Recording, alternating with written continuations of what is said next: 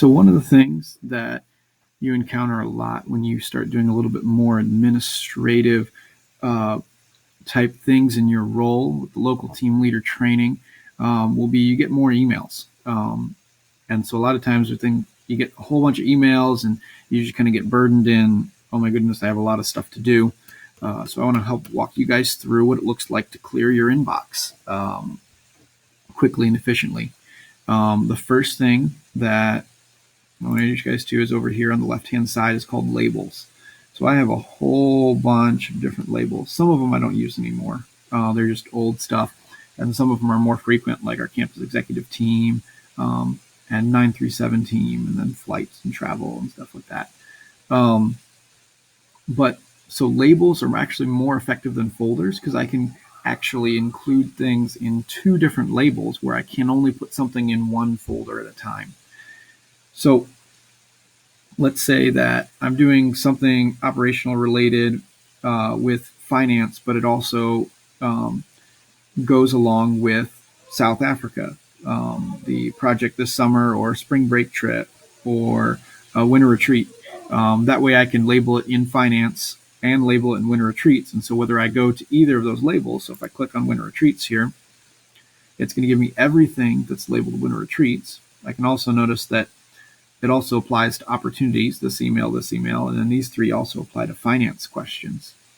And these are more oriented toward legals. These are digital strategies. And so those are all emails that have multiple labels because we're looking at specifically winter retreats. Now, if I'm going to clear my inbox, so I've been out of the office for 2 days. This is in Northern Illinois for their Govember event, which is awesome. But if I come back to the office and now I have 50 emails that I need to read.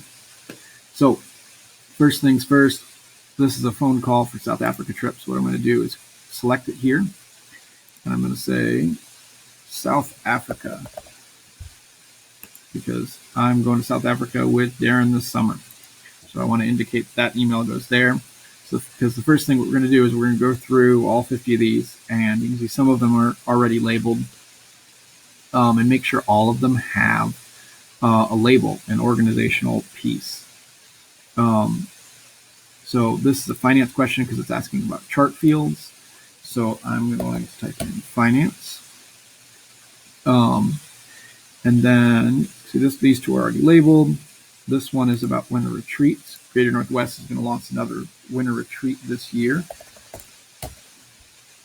Flights and hotels, Thanksgiving. This actually technology for LTL Fuse support. Now, what you'll notice what I just did there is I forgot to uncheck these last two emails. And so what happened was when I told this one to be technology and I told this one to be winter retreats, what it did was it added technology to all three of them, and it added it added winter retreats to this one from Denise. So what I can do now here is I'm going to click on this email here, bring the drop-down menu, and this is actually not a technology question or a winter retreat question. And then I click apply, and it's back to just finance. And then this one is just a winter retreat question, not a technology question. So you see these dashes, that means more than one email selected with different ones. So I want to make sure I unselect this. And now I have one email, just winter retreats, apply. So then what I'm going to do is I'm going to go through all of these down here. So you get to the bottom and make sure that everything has a label, a place to go. Things that you wouldn't label are things that either don't really have a category, that are not ongoing projects, things that you can do in 5 minutes or less. So these things like this, like all of these are finance because there are people whose one cards that I approve that I don't need to necessarily put them in the finance thing because I will go and send each of them an email. reminding them that they have these unsubmitted one-card expenses. And then I'll go in and approve this. So I'm actually just going to leave these in the inbox. So if I do this, it's going to unselect them all, because I can do all of those in 5 minutes or less. Now, this one, I'm not sure what it is, so I'm going to open it up. Chuck got some flowers and was saying thank you. So we're going to archive that. Now, notice I said archive, not delete. It's an email that has information that I've already read, and I don't need to use it again. But I don't want to delete it, because deleting it makes it go away forever. What archiving does is tells me that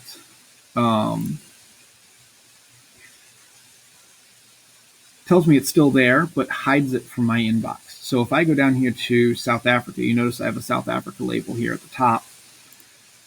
You can see all the different communications between me and Darren since we started talking about South Africa project. But you see this one right here says inbox, and none of these other emails say inbox. That's because I've archived all of them, but I've labeled all of them with the South Africa project label. So you see that appear, label, South Africa opportunity. So that all of those are hidden from my inbox, but are still accessible because I've labeled them. And you can see a couple down here that have multiple labels as well. So now if I go back to my inbox here, once I have finished labeling all of these, what I'm going to go through is I'm going to go through all of these. And like this one, it's labeled in car rentals for the trip that I took to NIU. So I can archive that because I know what it is, but I don't actually need to read it. And so once you go through and you label everything, you know where everything goes, you end up in a spot where you can then go through the list and either archive things that you don't need to read or look at, but might be helpful later. And then you have a finalized list of these are the things that I need to do now. And then how do you prioritize those? So you start with the things that you can do in less than 5 minutes. So this one will start with Darren McFarland's email. So I'm going to open that up. I'm going to read it real quick. That Darren's got to meet somebody and he needs to reschedule.